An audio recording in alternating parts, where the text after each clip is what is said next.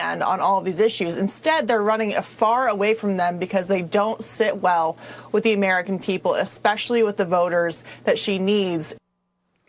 Power panel, Jessica Patterson, California GOP chairwoman, and Fred Hicks, Hicks Evaluation Group founder and president. Great to see both of you.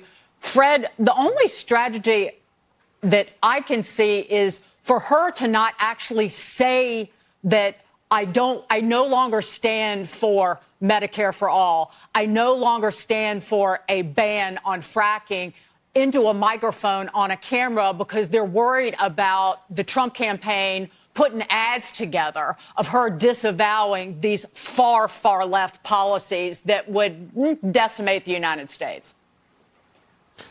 So I understand why you would say that and why viewers might be tempted to believe that. But there was a little thing between 2019 and 2024 called COVID. And there was a little thing between 2019 and 2024 called inflation and a lot of economic concerns. But we know as of right now, inflation is at its lowest point since April of 2021, 3 months after they took office. And we know that a lot of things have changed over time. So while I think people in the Trump campaign might want to call it flip-flopping, the reality is that she has adjusted to where we are today. And that's the thing about politics and I think life, that you have to reflect where you are today. And I'm not concerned about the Harris campaign and its policies and its strength right now because we've now seen that she's wiped away in the swing states and in national polling the deficit that Biden had when she became the nominee or the presumptive nominee on July 21st. And in time, when it's time, she will do that. But we have the convention next week, and we'll hear a lot more from her between now and then. We're going to get to those swing state polls in just a second. Jessica, listen to this, and I'm going to get your reaction to what Joe Rogan had to say, warning Wednesday that Kamala Harris could win because of the treatment that she's getting from the liberal media. People are like, he's old, she's young. Like, have you seen her mistakes? This is crazy. The gaslighting is nuts. It's the same gaslighting they did to turn Trump into a monster. Now they're doing that same gaslighting to turn her into our future, our hope. Yeah. And it's working. It's crazy to watch. It's the gaslighting also, Jessica, that inflation has been beaten. That was straight out of Joe Biden's mouth, when in fact, this is the permanently new high level of prices in this country. And that's not anything to celebrate because the prices are continuing to go higher. Mortgage rates, the cost, the monthly payment on a home in this country are more than double they were 3.5 years ago. And this is, again, no daylight between Joe Biden and Kamala Harris. It's absolutely wild that we're a few days out from the DNC and we still don't know where their presumptive nominee is on many of these issues. And the reason why it's been allowed is because the mainstream media has allowed it. Authenticity matters.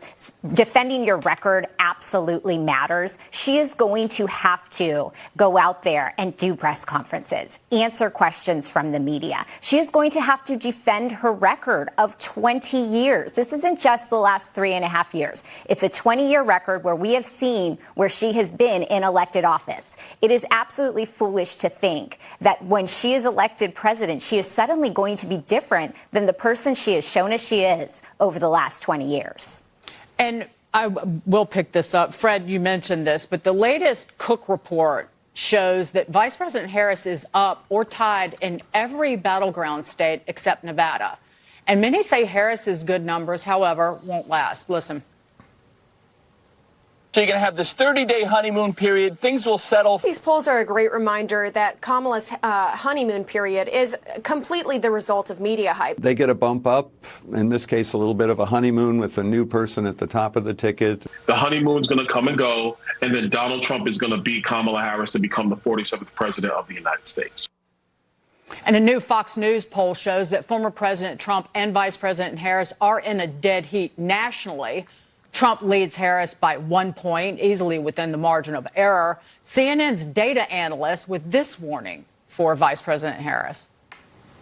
If you've been following the campaigns of Donald Trump through the years, you know that he's won or came close to winning, despite the fact that he was not a popular individual. He's actually more popular now than at the same point in either the 2020 or 2016 campaign. Question for the Harris campaign is, wait a minute, maybe we shouldn't take things for granted because Trump has won when he has been so unpopular in the past, and now he's more popular than he's basically ever been. Maybe this guy really is going to be tough to put away.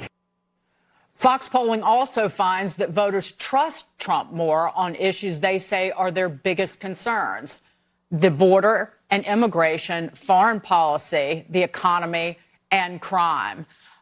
Fred, how, from a Democrat perspective, how does she hang on to this lead? The honeymoon is the word that gets used over and over again. Yeah, no, I don't think this is a honeymoon. I don't think it's a moment. I think it's a movement. Now, I think in order to really understand the numbers, you have to understand what she was facing on July 21st. You know, as I just mentioned, Democrats were down 3 to 5 points, depending on the national poll, on July 21st, and Democrats were down in every swing state. So to go in just a 4-week time period from being down 3 to 5 points to a tie nationally, and a tie and or ahead in the swing states, is really tremendous. We're talking about a point and a half every single week improvement for the vice president, on top of the hundreds of millions of dollars she's raising. And so I think that if history holds, coming out of the convention next week, we should see her pick up another 2 to 3 points. So when we come back, we should see her at 51, maybe 52%, and Donald Trump holding fast where he has all the time. So the one big thing for Donald Trump is that he's a very consistent performer, whether you're talking about 2016, 2020, or even now. And so Democrats, we understand the mountainous climb there that is ahead, but we had to go from the deficit to this point of being even before you can go ahead. And so, listen, this is still a long way to go with 80 plus days. And there's a lot of movement left to happen out there. But the fact that she's been able to do this in this short period of time indicates that there's something really big out there. And that at least part of that is that people are dissatisfied with Donald Trump, who would be the oldest president ever if he's elected. Jessica, but at least initially, and I'm certainly not the first person to say this and won't be the last, it is a reaction to just getting rid of Joe Biden off the ticket. It was their hatred of him as a candidate that has led to this kind of surge of relief. We talk about relief rallies on Wall Street. This is kind of a relief lift in the polls for Harris. It's going to take a lot more than just relieving the American people that you are not Joe Biden. And in fact, you are part of the Biden-Harris administration. Every single one of these decisions, you have been the last person in the room. Every failure, from foreign policy to the economy to our border to public safety. She is not only going to have to defend the last 3.5 years, but the last 20 years of her record. She has shown us who she is. And that is going to be when the American people start seeing all of her policies, when she has to do those press conferences, when she has to debate, when she has to defend her record, that is when you're going to see that the honeymoon is over.